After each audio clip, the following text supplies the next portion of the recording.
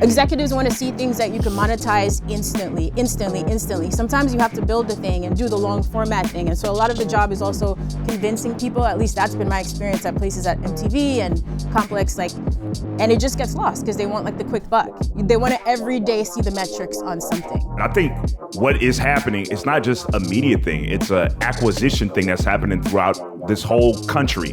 What's up, my friends? Welcome back to the Rap Life Review. I am Nadeska, still here holding it down for Ibra. Hopefully not disappointed to see me, but if you are, maybe you're happy to see my brothers, Lowkey and Eddie. How y'all feeling? Chilling. They way rather see you than me. I doubt for that. sure. I highly doubt that. I look at the comments. They like you more than me. It's okay. I mean, the funniest comment was Nadeska straight up lying at the end of every episode talking about catch me here every week. I mean, you guys, y'all are right. And we're going to get into the reason why that's true when we get to this conversation of, is rap journalism dead? But I don't think we need to start with the minefield. Real quick, some new music is out. Kid Cudi, Insano Nitro Mega is out. This is his second full-length project of the year. Really just a deluxe expansion, they're calling it, of Insano, which came out last month. French Montana dropped Mac and Cheese 5. I know Lowkey had a chance to listen. What'd you think? Yeah, I wasn't going in with high expectations. A lot of his projects, aren't my cup of tea, or they just kind of just exist. But this one, I was heavily surprised.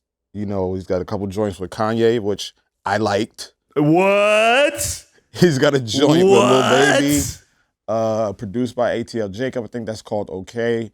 The Stand United joint with Buju Banton and Kanye. Splash Brothers with Ross and Wayne. Drake was on that record, but I think there's a leaked version that came out, but Wayne's on it. Wayne killed it. I was very, very heavily impressed. What was different this time than the previous projects? I think he stepped up lyrically. I mean, The songs were put together very well. Everything flowed. The collaborations made sense.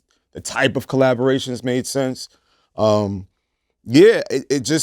blew my expectations out the water. So I got to give him props. I'm not usually the biggest French, Montana fan, and his albums don't really do it for me. But this one right here, this is some heat. I got to give it to him. You know what's crazy though? If you look up French Montana's discography, all of his tracks, French Montana got some bangers. I'm not saying that. Yeah, he got some bangers, but just full projects. I get what you're saying though, body of work. Yeah, I got some artists. I'm gonna tell you the truth, bro. I got some artists to me. They're 15-minute artists. I can listen to 15 minutes of them, and then anything outside of that, I'm like, all right, man. I don't know if I could. Tyga. I love Tyga. Strong 15 minutes. Let's do this, Tyga. Once we get about around 16, 17 minutes, I'm like, all right, man, I've heard enough Tyga today. French Montana is one of those people. That's a good way to put it. But French was a 15-minute artist for me, but now I'm like, nah, all right, let's do this whole 60 minutes. Let's get it in. Pause. And I just want to know, French, where are the bodies buried, bro? What is going on? Because French is everybody's best friend. Oh, yes. He don't never hesitate to get a feature. Everybody rock with French. That's why he got so many bangers. Remember a few years ago when someone got on the internet and they was like, quick, gun to your head, name 5 French Montana songs that don't have no features, right? And then French Montana replied, and whatever his reply was, I don't really remember. He basically kind of confirmed fam, we can't name no songs of yours without no features. But you got bangers. When he gets people on him, he does something right. So I know it sounds like I'm talking bad about our boy French. I'm just giving credit where credit's due. I'm acknowledging. Sometimes I don't want to hear 17 minutes of him, but he's smart enough to know you might not want to hear 16 minutes of me, but I got Drake on this song. I got Kanye in this song. I mean, that's smart, bruh. Yeah, this album is a representation of that, but the solo records are pretty dope too. So I can't, I guess he moved out of that 15-minute slot now. You know what I mean? This kind of solidified it for me. Yeah, I think Lowkey being impressed with French Montana at this point in his career is really the impressive part of this whole conversation. So that's great. Check out, it's not easy to impress this man. Check out Mac and Cheese 5 from French Montana. That's streaming now on Apple Music. A couple quick other shout outs. La Russell and Hit Boy also have a project out called Rent Due. That's a new EP. You got something to say, sir? I just love Hit Boy. So anytime Hit Boy's on something, the brother stay working, man. He might be half Jamaican. Just be working, hustling. He got songs with Alchemist, La Russell, Hit Boy, Benny the Butcher. It don't stop. Then he didn't do the Beyoncé record, did he? I think Texas Hold'em he had something to do with. Yep. Yeah. This man stays busy. Yachty also dropped a project that's called Something Either, 6 tracks. Yachty cooking too, guys. All right, Yachty be cooking. Eddie's the best hype man ever, dog. He does my ad-libs. I don't even need to get a full. we can't even get a full sentence in. yet again, 15-minute artists, because Yachty be rapping like, hey, what up, so Yachty? Like, you was just talking like this. And it's not really my bag. But that Tame Impala album he dropped like 2 albums ago, like, that was a fire-ass Tame Impala album, Yachty. You did your thing, bro. Kevin Parker will be proud. Lil Durk, Old Days, new single. Anything to add there, Eddie? Shout out to you, Dirk. Now you y'all can also check out Gangsta. This is from Free Nationals, A$AP Rocky, and Anderson .Paak. All of these songs streaming now on Apple Music. You could jump into that. All right, look, so we have a big topic to tackle today, and I feel like this could be multiple episodes. We'll try our best with this, and I'm sure we'll revisit at some point. But there's been a big debate on the internet now about where rap journalism is headed. Is rap journalism dead? And this has been happening slowly over the past few years, this transition. But we recently heard that Complex is being sold to NTWRK. So they're a live shopping platform. And so because of that, I think a lot of us still rely on Complex. Like, bro, they have a listicle for everything, right? They're very comprehensive. So now people are wondering what this means for traditional journalism. I don't even want to ask the question, is rap journalism dead? Because it's not, but I don't feel like it's thriving at the moment. But Lo, what's your perspective on this? You know, from my lineage and what I've seen just in rap journalism as a whole, like I've been around, I've been reading like MTV News, you know, going to buy Vibe, going to buy, you know, XXL, going to buy, you know, all these, you know, magazines that I got my articles from. And then slowly it transitioned online. I was a part of that, the blog era, you know, Not Right, You Heard That New, Two Dope Boys, Miss Info, Exclusive Zones, the Jazz One. And we were all, you know, a part of that transition into the digital era. Yeah, the digital era. And then that slowly phased out, right? So we saw the transition starting to happen, you know, when the media shit started to die down. Shift. Yeah, the shift.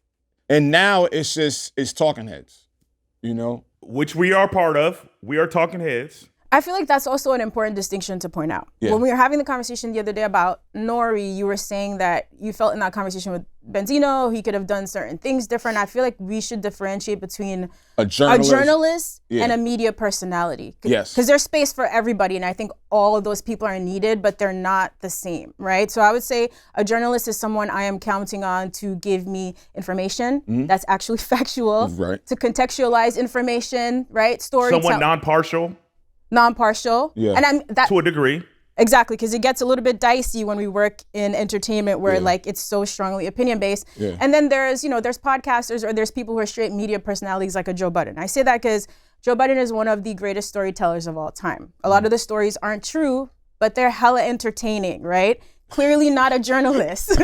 I would put Nori in that same bucket. I don't think Nori considers himself a journalist, but again, they do things that I don't think traditional journalists can do, and it's a form of entertainment. But I don't know what people want from quote unquote rap journalism at this point. I don't think people want anything from that avenue, because everything is so easily digestible on Twitter, on Instagram. Like, those stories are being told there, right? So people don't want to buy subscriptions or go to the newsstand and pick up a magazine anymore. They don't want to sift through the articles. They just want those 3, 4, 5 word headlines that just gives them, you know, whatever it is, the juice, the clout chasing, whatever they're looking for. I used to wake up every morning and, you know, go to NTWRK and wait for my article or just read what happens. You know what I'm saying? Like, I used to go to Not Right when new song came out. You know what I'm saying? Then I became a part of that. But now it's just like, it's Twitter. Everything is directly from the horse's mouth. I think what you're doing with this conversation is you're painting with a broad stroke. And for the most part, I do believe you, and I think you are right. But we have so many subcultures and niche cultures now that people do want to consume meatier, heavier things. It's not as many people as it used to be, and a lot of people do consume. Very small. Or is it just how we're presenting the thing? Because as Lowkey pointed out, sorry to cut you off, Eddie, the shift to digital and technology changing, of course, that was the biggest factor. Like, when I was in college, I still thought I was going to graduate and become a magazine editor. And now I'm working at a tech company. The shit is crazy. A lot has changed. It's like wading through quicksand, like deadass working in media. Things are changing quickly. So I think it's a mixture of like the tech changing and then demand. So I'm curious, because again, I don't think rap journalism is dead. It's just not thriving right now. do people want those meteor pieces, but they just don't have it? Because a lot of my struggle has been like, executives want to see things that you can monetize instantly. Sometimes you have to build a thing and do the long format thing. And so a lot of the job is also convincing people, at least that's been my experience at places at MTV and Complex, like, and it just gets lost because they want like the quick buck. They want to every day see the metrics on something. Nadeska, I want to get back to you because this is your wheelhouse. Like the reason why you're here and how you built the name was directly not only the work you did previously, but a lot of it had to do with Complex. So I do want to get a bigger conversation happening with you specifically about this. But I think what is happening, it's not just a media thing. It's a acquisition thing that's happening throughout this whole country. And a lot of these people getting late. Like I'm a huge gamer. Like I pay attention to gaming news. And all these companies like Microsoft and Sony's, they acquire studios and they acquire this and acquire that. And they just lay people off because everything right now is about profit margins. Everything. And it's like, it's the conversation you just had. If there's no money to be had, and it's not just like a little bit of money, and it's not about building anything, it's about profits right now. And once they acquire, because I don't know the exact figure, but Complex was sold for something billions not too long ago, then they sold for way less recently. Yeah, like so they part lost of that, so much money. It's true. No, so a little part of that I think is that when they were sold, I don't know, to Verizon and or BuzzFeed, it included First We Feast, which is Hot Ones as well. Yeah. Shout out to Sean Evans. And now in this sale to network, it does not include First We Feast. So that's part of the reason for the price slash, but also to your point, Eddie, just depreciating values, I suppose. Everything is acquisition, and it's permeating through everything, not just through media, but just through business. Like these studios that are making movies, they're not even releasing movies because they're tax cuts. Because it's money, like, and now our issue is we work in a field that's dictated by art, and it stops being about. Now this is less and less about art, and this has always been the case. And everything is bottom line figures. And now that we're losing traditional media, along with to a degree, now we're losing digital media. I don't know where that leaves us. I'm always been of the mind that I'm adaptable. Like things are always going to change. I never want to be one of those people that get older and be like, things were this way, and I want them to be this way forever. A part of me is sad to see physical media just completely going away. Journalism, who knows where it's going?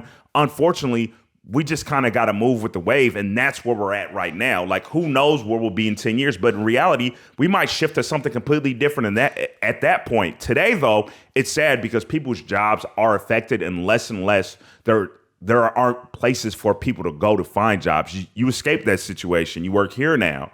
But there's going to be a lot of people that are affected. And I don't never want to be in a situation where I'm not empathetic to people actually losing jobs. And it goes beyond just where can I read an article. People that have the passion for journalism throughout this culture have nowhere to go. Like all these companies are acquiring, like New York Times, Amazon's buying stuff. Like we're not supposed to have monopoly. And this is a way broader conversation. We're not supposed to have monopolies, but everything is getting gobbled up and it's all about bottom dollars now. That's capitalism. It's a little dark. I mean, we'll figure out. I know. So a lot of places like New York Times, I was telling you guys, it's like now it's the paid subscription individually. But then we get to like streaming where people are going to be pissed. I'm going to pay for 30 different streaming services, but try to put my money where my mouth is. I do pay for some of those things. I do pay for New York Times. I read it every day. Like, I think we really have to do our part, and like, it's a much bigger thing. So the other day when Elliot Wilson made the comment about Kai Cenat, like, oh, this is journalism again. Kai is not a journalist. He built this hugely influential platform, and I'm happy for him, right? He can do big things with that. That's not journalism. Like, it's also still a competitive field. So there are not people like Elliot Wilson necessarily going out of their way to like train the next generation of journalists or pass the baton, because people are still trying to survive. Like, you know what I mean? You're not like stepping aside and handing it down. Also artists, now that they can share some of their content directly, they don't always go to journalists. And even at the time that I was at Complex, one of the issues was when an artist gets big enough, and I get it, it's a growth mindset, they maybe want to go for the GQ feature instead of like the Complex feature. So we would also feel a way about that. Like, yo, we've been supporting you for such a long time. You hit a new level and like you're done with traditional rap media. So look, it's a nuanced thing. There's like a lot of factors at play, but it's just gonna keep changing. Where are the eyes at? The eyes are on Kai Cenat. The eyes are on Joe Budden. The eyes are on Rap Radar. Where are the eyes at? That's where they're going. So they're going to go to Kai Cenat. But none of those people grew overnight. And what I've learned, one of my lessons in life that I wholeheartedly believe in is there's no monopoly on greatness. Like as big as Joe Budden is, as big as Nori is, as big as all these other bloggers and stuff are, they don't have a monopoly on greatness. You can build your own thing too. So I'm never gonna look at someone else and be like, well, why'd they go over there? Why didn't they come to Rap Life Review? Why did they come to Nadeska? It's like, you know what? That person can eat too. And your boy Speedy over at Complex, you know, I remember someone came to him not too long ago and he was like, maybe that's on me. Maybe I'm not grinding hard enough. We all got to just work harder, man. Speedy. So Speedy, I don't mean to share, it's not like a super personal conversation, but I saw him recently in Vegas. I love Speedy. That's my little bro. I worked with him together at Complex for a long time. And what I respect is like, he's a very hard worker. Like he does both. So he takes journalism very, very seriously. He's going to prep and like do his interviews like it matters to him. And now that he's been a bit more outspoken on TikTok, et cetera, he's gotten this larger following. He told me he's worried that now people are going to think he's just a personality and not a journalist. But anybody who follows him knows that's not true. So there is hope, but it does feel like you need to be like a hybrid, right? People need to like you as a person to then care about your music, which is hard for people who just maybe just wanted to write and not be in the public. There's a lot of things at play, but I don't know. We'll see how it shakes out. Maybe it's like in a couple years, we're watching long form rap journalism in Vision Pro, right? It's like we just can't resist the changes. No, but I'm serious. Like, because I don't feel like my career ended because I left Complex or because I left MTV or there's more. I want to write. To his point, he was like, yo, we got to adapt. Yeah. And you adapt. Like, you're an example. Here Seriously? he goes. Here, is it charging? Can you unplug it or what's going on? Well, it has a battery that comes with it, but it is charging. Are you gonna watch my documentaries on Vision Pro, Eddie? Man, I love this thing. Hell yeah. Hell yeah. Anyway. Give me more Vision Pro content. I'm sorry, Lowkey. Keep cooking, my guy. I lost my fucking point with this shit. Like you always, it's every week it's something with you. I'm like Carrot Top, dog. I bring props. Like, I forgot. Listen, anyway, be adaptable. Be adaptable, y'all. Yes. All of us. We need to be adaptable. To his point, Everybody you gotta be adaptable. I had to be adaptable. Once the blog shit died out, I had to figure out the next move, right? And it was this. But I've always wanted to be in radio. It just took me a little bit longer. So I found something else to kind of shift me into that. So but it died out. And now I'm sitting here with y'all. But you gotta adapt. That's just the lay of the land. We got to be giants. I saw the Swizz and Alicia exhibit this weekend about just being your biggest, most giant self. And I think a lot of it's also on some of us who really do still care about rap journalism to like get over whatever fears and issues we have and like build the thing. So if you're watching this and you have an issue with where journalism or talking heads is going, build your YouTube, build your TikTok, get on your Twitter, get your Instagram reels up. Like the power more than ever is in normal people's hands.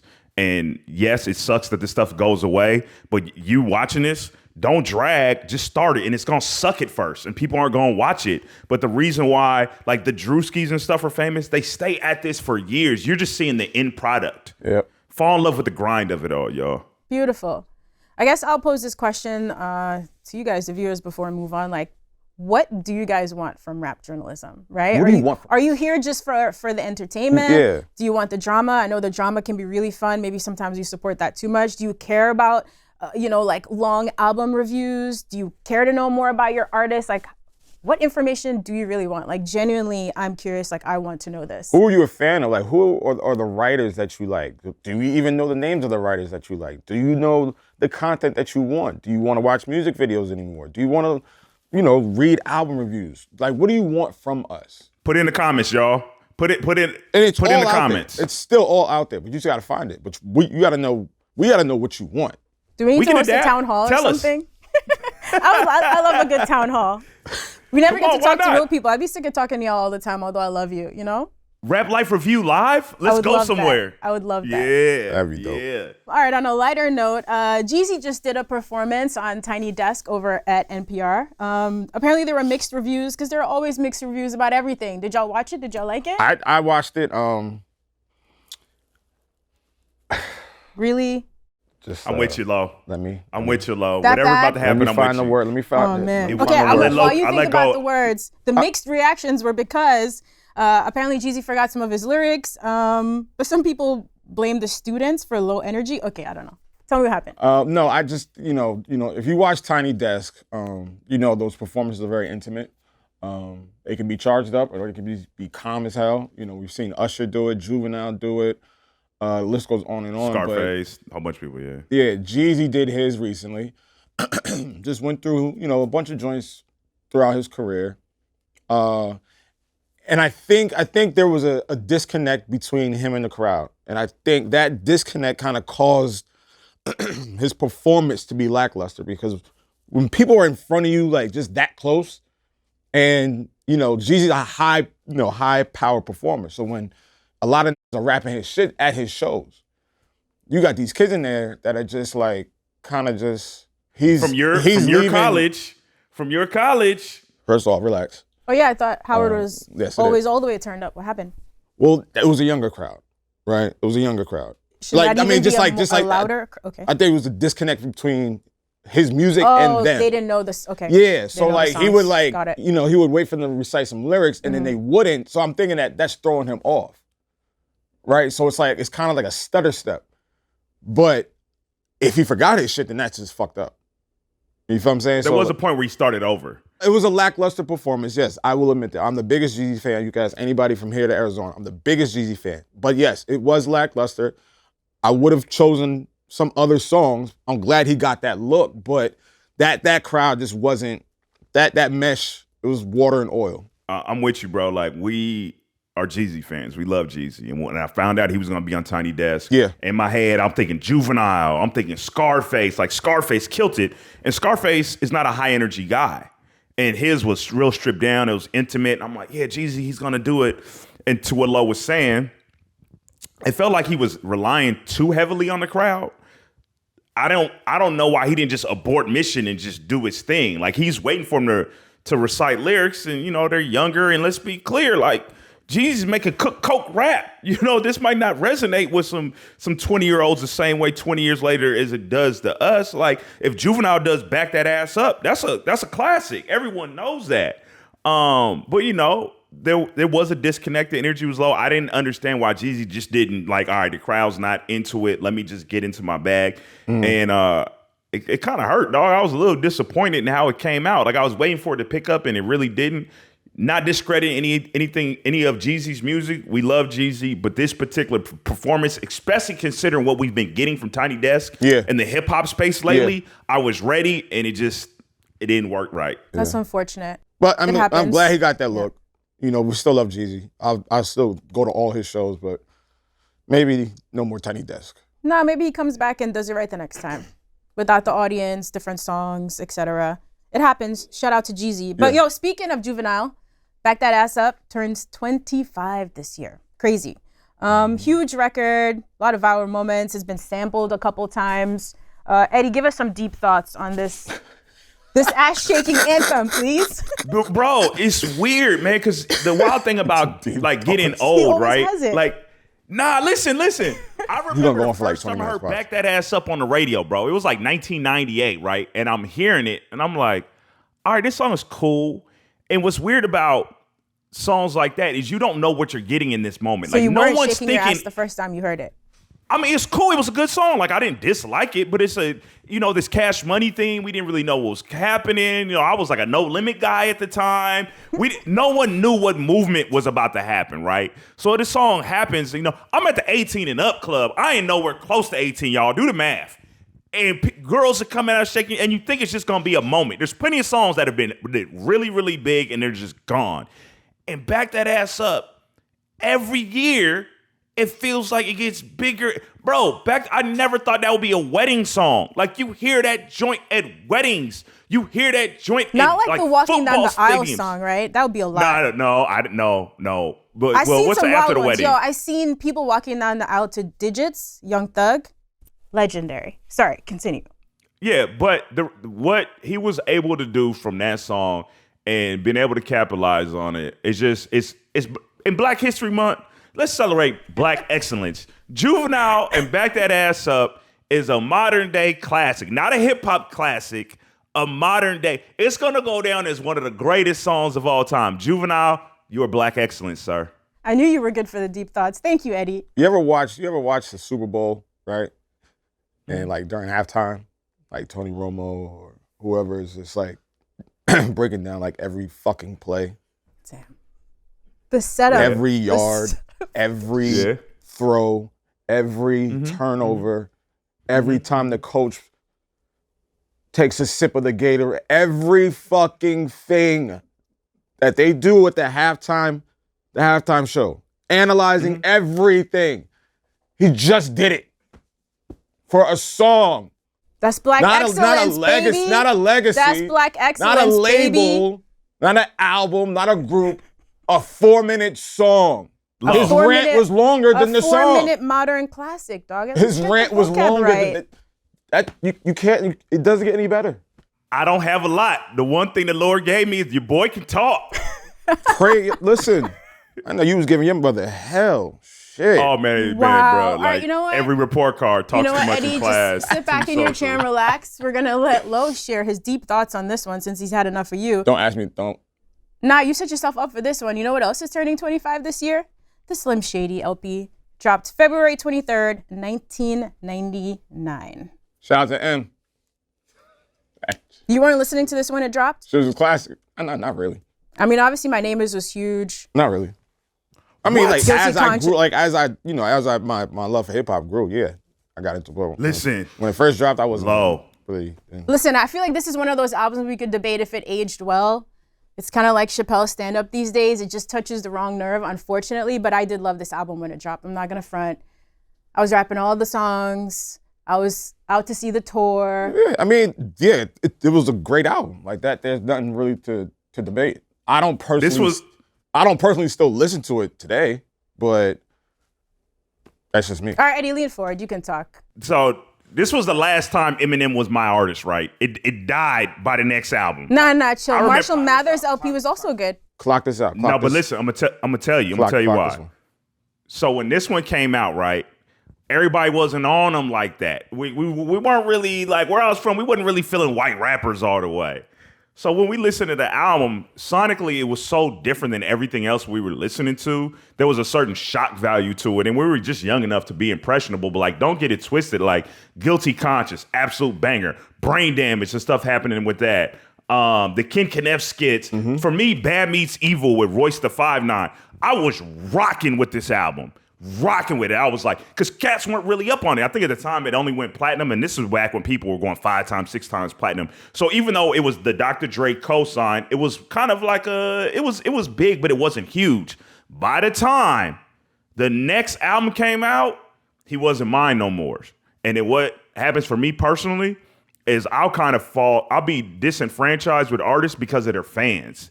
Like, Eminem fans just were like, I love rap music. All right, man, who's your favorite rapper? Eminem. You're like, yeah, bro, I know. I get it.